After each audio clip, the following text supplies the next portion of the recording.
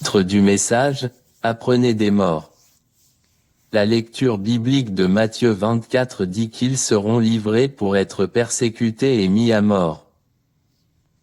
Alors rappelez-vous ceci de votre Bible afin que lorsque cela se produit, ne dites pas à Dieu pourquoi moi. Je vous dis d'aller lire vos Bibles parce qu'il vous montre que le Dieu du chrétien est un faiseur de miracles, il ne veut pas que nous pleurions, il ne veut pas que nous souffrions. Etc. Je dis vous aujourd'hui que c'est un mensonge. Dieu vous permettra de pleurer et de souffrir, mais après cela, vous ne souffrirez plus jamais et tous ceux qui refusent de supporter ici sur terre souffriront pour toujours. C'est la condition dans laquelle nous nous trouvons, que vous l'aimiez ou que vous le croyiez ou non. C'est la loi, la norme, la raison qui a poussé Lucifer et d'autres anges à se rebeller contre Dieu dans le ciel. Ils se sont plaints que c'était trop difficile et c'est pourquoi ils se sont soulevés contre lui. La même déclaration qu'ils ont utilisée pour tromper les anges dans le ciel est ce qu'ils utilisent maintenant pour tromper l'humanité. Je sais que vous vous demanderez comment les anges ont été trompés aujourd'hui. Vous connaissez la réponse. S'ils ont pu tromper les anges du ciel, alors je vous dis d'appeler à l'aide. Si les anges dans le ciel peuvent être trompés par eux, appelez à l'aide, je le répète. Quelqu'un m'a posé une question qu'ils étaient des démons qui ont aidé nos ancêtres en leur donnant des herbes pour faire le bien, la personne a demandé si c'était des anges de Dieu.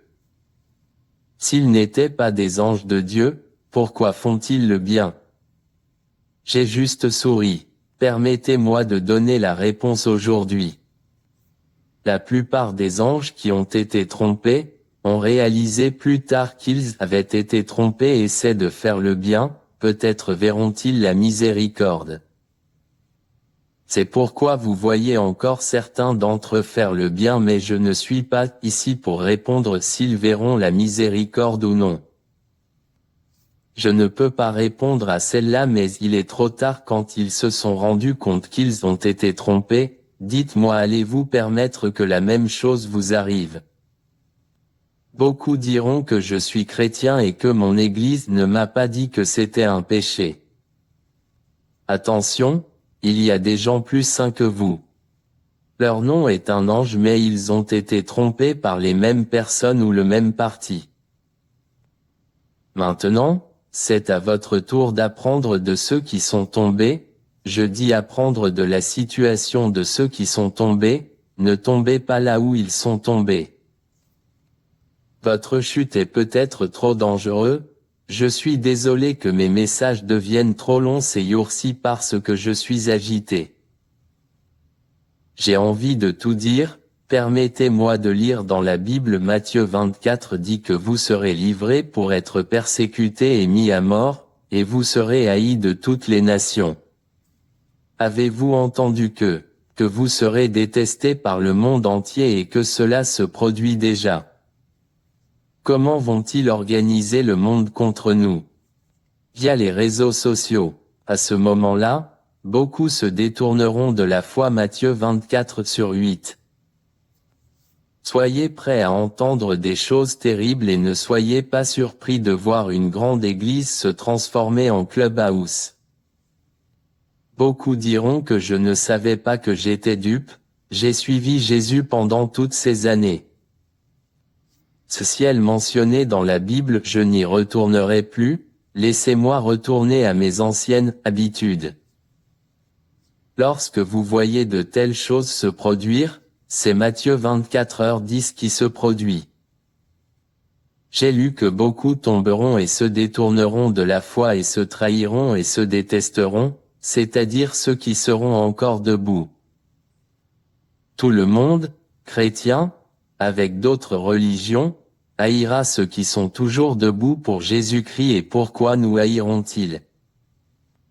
Je vous ai déjà dit que toutes les raisons pour lesquelles ils nous détesteraient se trouvent sur les réseaux sociaux. Par exemple, un pasteur féconde mère et fille, dis-moi, ne suffit-il pas de haïr les chrétiens? Un pasteur qui a décapité quelqu'un et lui a coupé les mains, c'est une raison suffisante pour haïr les chrétiens. Un autre exemple est un pasteur disant à ses membres de boire du détol, de manger de l'herbe, de manger des attaches capillaires, dites-moi. N'est-ce pas une raison suffisante pour haïr les chrétiens? Un pasteur met une bougie géante allumée sur la tête d'un homme et la cire coule sur l'homme qui pleure à cause de la douleur, redis-moi, n'est-ce pas suffisant de haïr les chrétiens?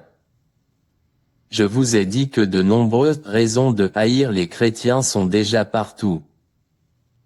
Alors, quand ils vous détestent, ne les blâmez pas, car ils subissent un lavage de cerveau. Ils leur font voir ce qu'ils veulent qu'ils voient, ils ont des preuves à leur montrer. Mais quand notre Seigneur Jésus-Christ a été arrêté, ont-ils montré des preuves parce que toutes ces preuves n'étaient qu'au ciel, aucune preuve ici sur terre.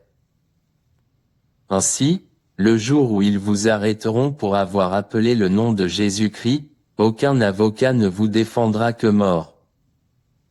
Donc, si vous n'êtes pas prêt à mourir, s'il vous plaît, partez maintenant. Matthieu 24h11 Et beaucoup de faux prophètes viendront et séduiront beaucoup de gens.